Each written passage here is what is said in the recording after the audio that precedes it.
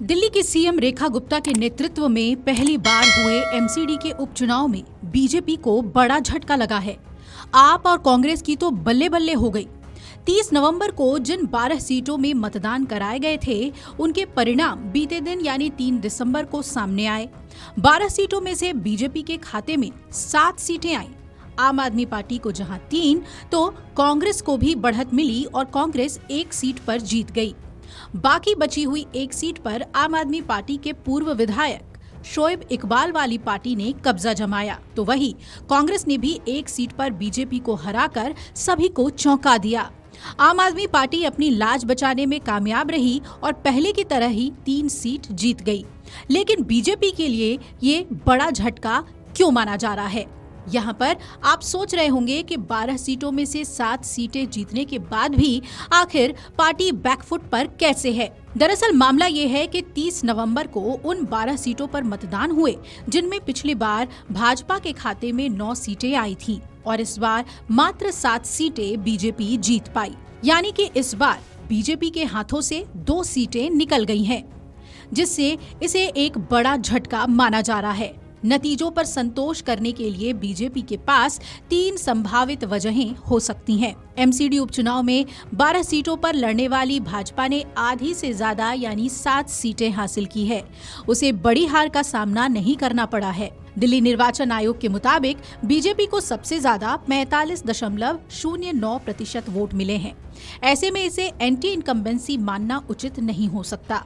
इन चुनावों में आपको 34.97% जबकि कांग्रेस को 13.44% वोट मिले हैं। बीजेपी के खुश होने की वजह ये हो सकती है कि वो वोट प्रतिशत के लिहाज से प्रतिद्वंद्वियों से काफी आगे है।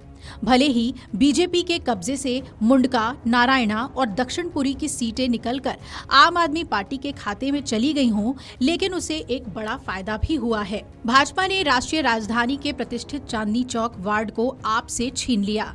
चांदनी चौक वार्ड चर्चित वार्डों में शुमार है। दिल्ली के मंत्री कपिल मिश्रा समेत बीजेपी नेताओं ने कहा कि आप चांदनी महल और चांदनी चौक में अपने भ्रष्टाचार के कारण जनता का यकीन खो बैठी है। राष्ट्रीय राजधानी के मौजूदा सियासी परिदृश्य को देखें तो बीजेपी की सबसे बड़ी प्रतिद्वंद्वी आम आदमी पार्टी है। बीते विधानसभा चुनाव में बीजेपी ने खुद को अजय मानकर चुनाव लड़ा था और आपको शिकस्त दे दी थी। बीजेपी ने दिल्ली विधानसभा की सत्ता पर कब्जा कर लिया था।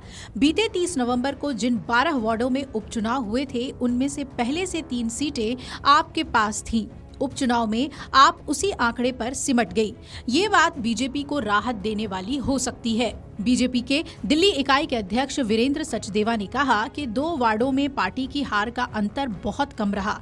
नतीजों की समीक्षा की जाएगी, हालांकि ये विक्ट्री मार्क दिखाते नजर आए। एमसीडी के जिन 12 वार्डों में उपचुनाव हुए, उनमें से किसी पर पहले कांग्रेस का कब्जा नहीं था। कांग्रेस उम्मीदवार सुरेश चौधरी ने संगम विहार ए वार्ड बीजेपी से छीन ली। दिल्ली प्रदेश कांग्रेस कमेटी के अध्यक्ष देवेंद्र यादव ने कहा कि निगम उपचुनावों में पार्टी ने वोट प्रतिशत में लगभग 2 गुनी बढ़ोतरी की है। कांग्रेस का वोट प्रतिशत 6.18% से बढ़कर 13.44% पर पहुंचना राजनीतिक परिवर्तन का प्रमाण है। अब देखना है कि इस नतीजे के बाद बीजेपी आने वाले मेयर चुनाव को लेकर किस तरह अपनी रणनीति में बदलाव करती है और सीएम रेखा गुप्ता कैसे कमर कसती हैं। तो वहीं दूसरी तरफ अपनी जीत पर दिल्ली के पूर्व सीएम और आप संयोजक अरविंद केजरीवाल की भी पहली प्रतिक्रिया सामने आ गई है। दिल्ली के पूर्व मुख्यमंत्री अरविंद केजरीवाल ने सोशल मीडिया प्लेटफॉर्म एक्स पर पोस्ट कर लिखा, निगम उपचुनाव में इस बार आम आदमी पार्टी ने अपने समर्पित कार्यकर्ताओं को चुनाव मैदान में उतारा और दिल्ली की जनता ने अपने जनादेश से ये साफ कर दिया है कि दिल्ली का जन समर्थन लगातार आपकी तरफ मजबूत हो रहा है।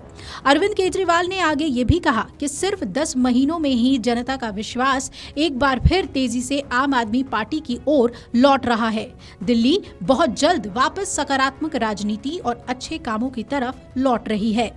Video desk अमरउजाला.com।